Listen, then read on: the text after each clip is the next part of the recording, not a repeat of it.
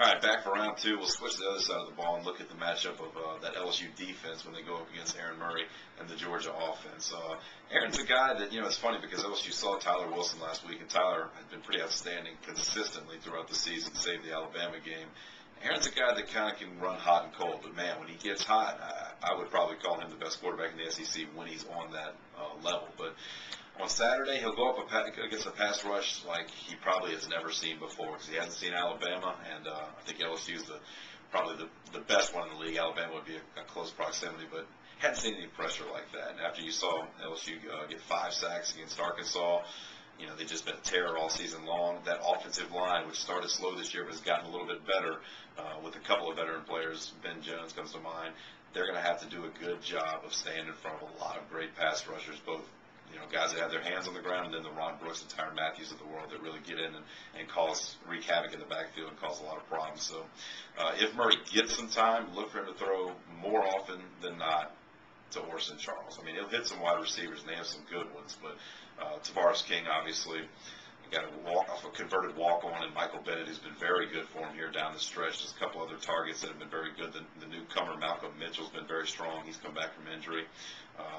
He was injured, I think, maybe like weeks 7 through 10 or 11 of the season. He's been back now in good form. So those guys can play, but none of them are as good as Orson Charles, and none of them have the longevity as far as a connection with Aaron Murray that anybody else has in that team. Charles and Murray both went to Plant High School down in South Florida, so guys have been throwing with each other now for 5 or 6 years. I would say that Orson's probably the best tight end LSU's seen this year. They've done a good job of stopping everyone else. There's no reason to believe they can't again in this game, but one of the big matchups will be who they got to put on Orson Charles if they're going man-to-man, which LSU likes to do. If it's a linebacker, you got to think it's a faster guy, maybe a Taj Jones, probably a Ryan Baker. Outside of that, I think they have problems. If for some reason they get switched up and Stephon Francois, Kevin Minner's in a one-on-one with Orson Charles, it's a bad matchup for LSU. More likely what you'll see is a strong safety will get matched up there. Brandon Taylor presents an option. It's all about if Eric Reed's back. We're getting the word is he will be able to go. Coming back from that quad injury, he sustained in the second quarter against Ole Miss. He obviously sat out last week. But if Eric's able to go, then either he or Brandon present good options to man up on Orson Charles.